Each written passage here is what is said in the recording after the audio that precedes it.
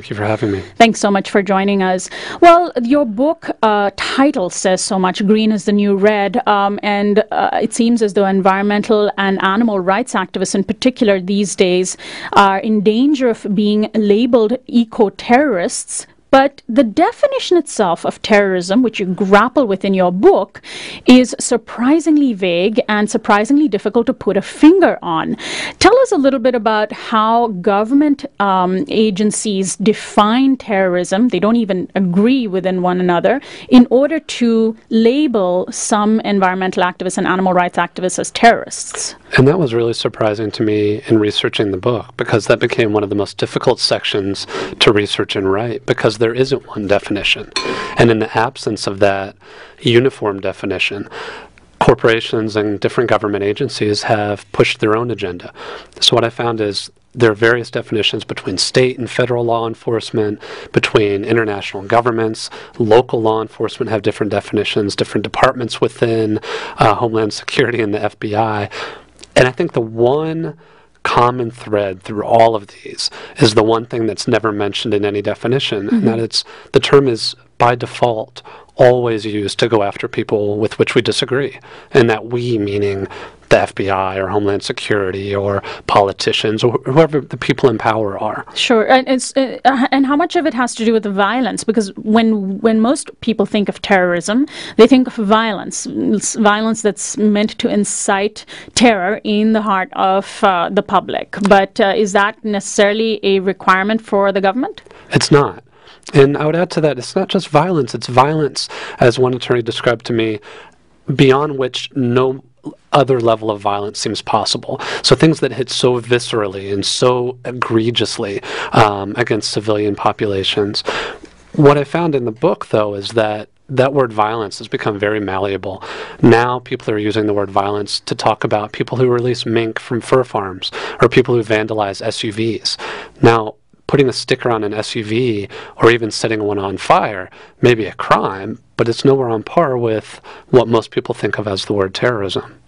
Well, tell us about your own experience. You started out as an environmental activist, even while you were starting out in your journalist career, and you were basically arrested for leafletting? That's right.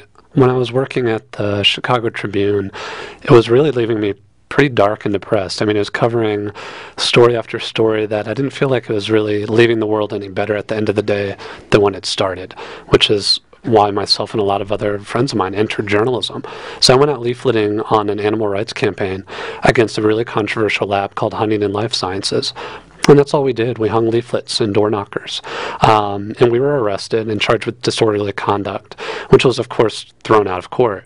But the most important part of that story is weeks later when 2 FBI agents knocked on my door and said, unless I became a government informant and helped them investigate eco-terrorists, that they would put me on a domestic terrorist list. And in fact, can you read a section of your book for our listeners?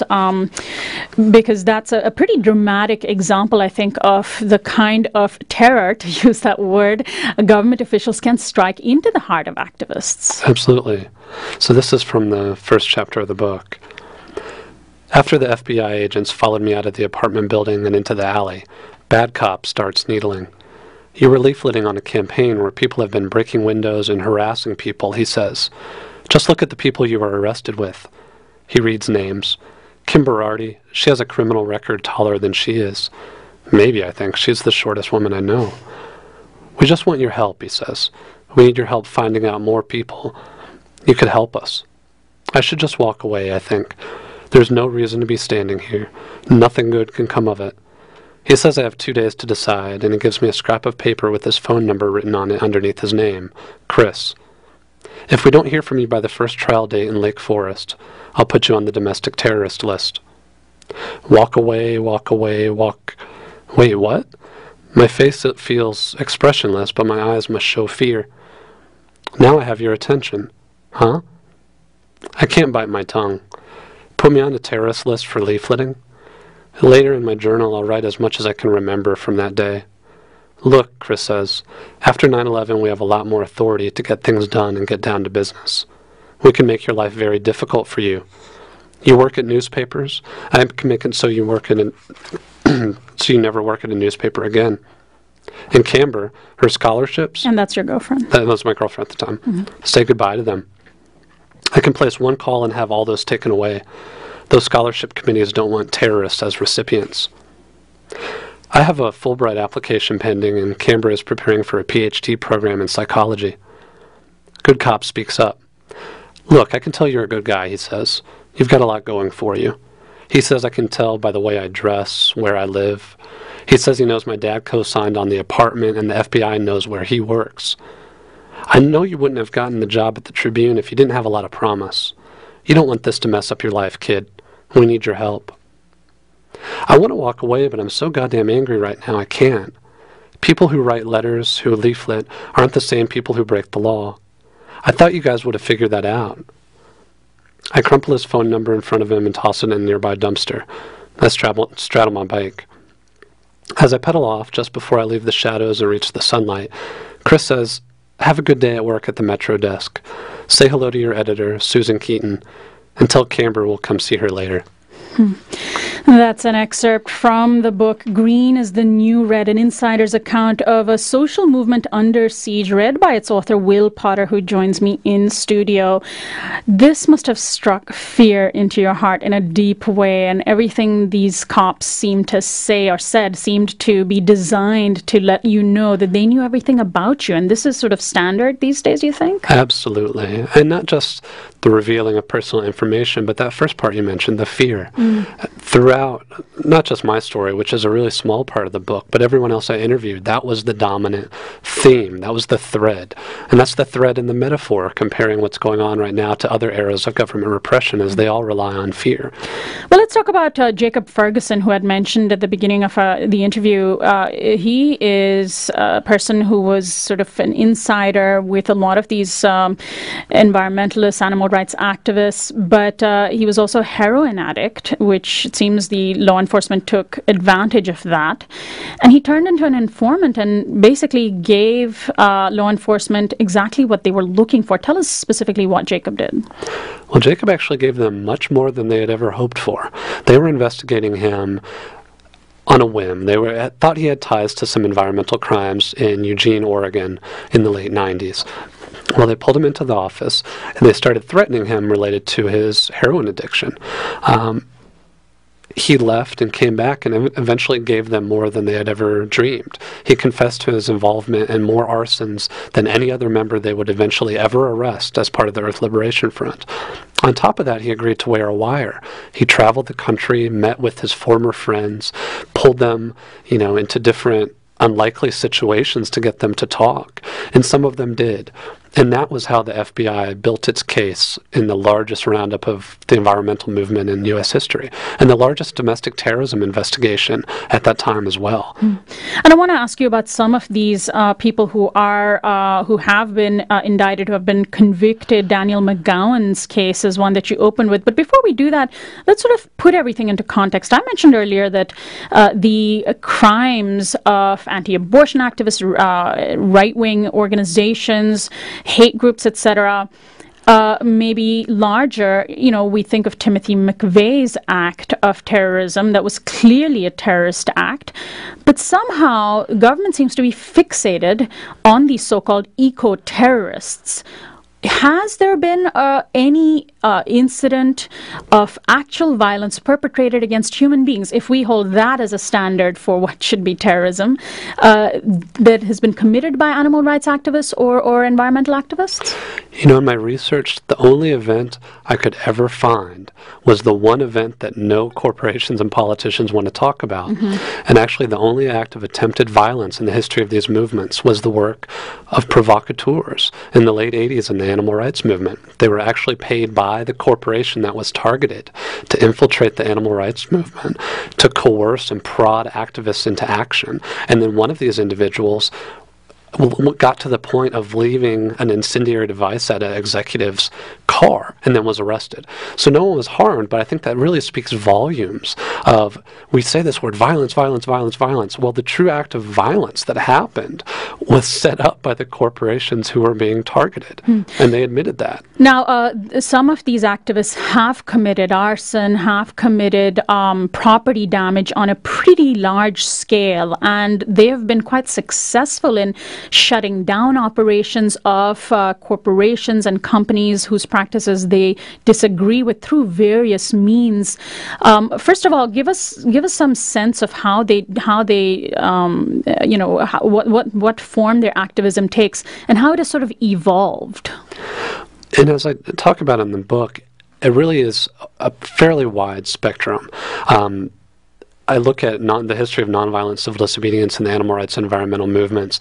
Over the years, that grew increasingly bold, with groups like Earth First and tree sits and road blockades and locking necks together to stop destruction of ancient forests.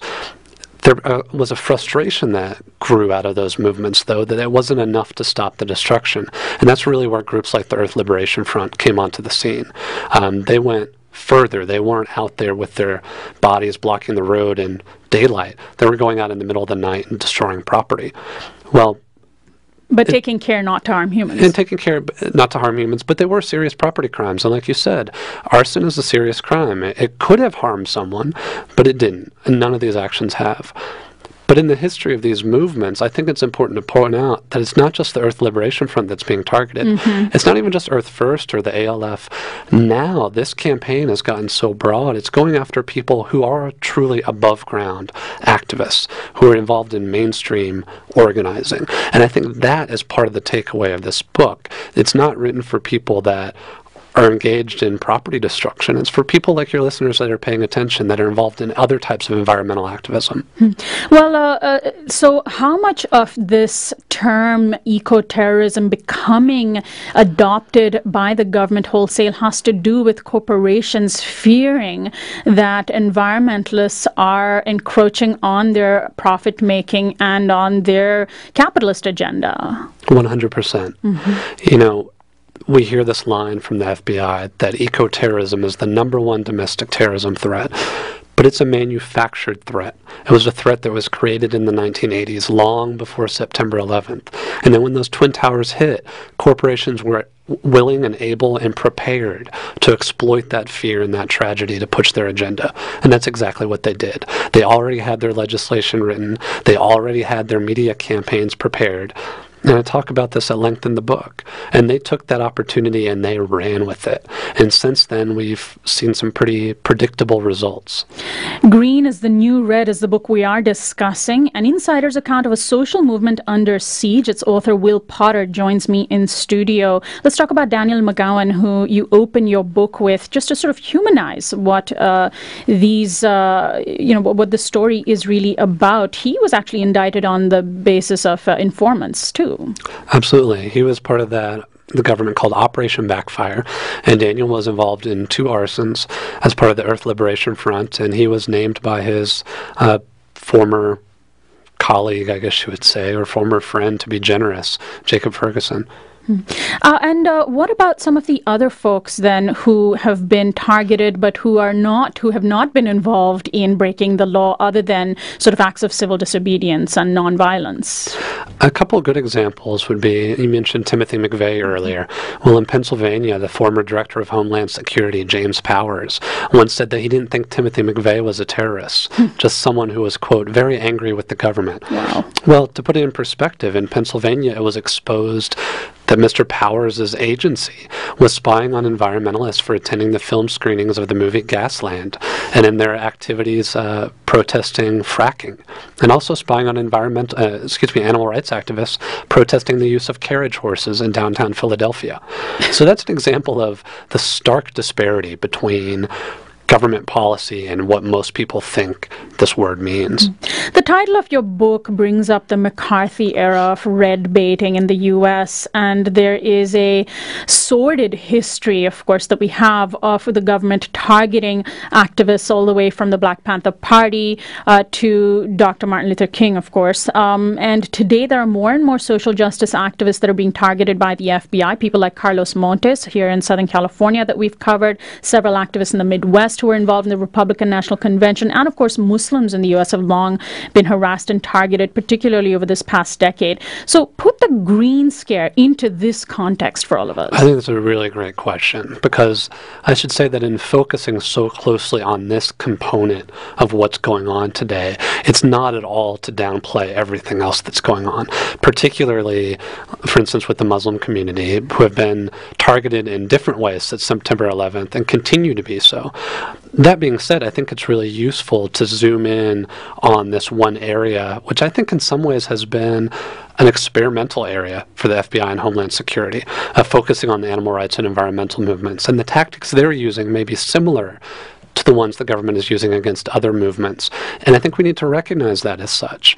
And also recognize that I firmly believe part of the intention of going after these activists was to set a precedent, to see what worked and what could be applied to more mainstream groups, like the anti-war movement, or part of the more traditional left.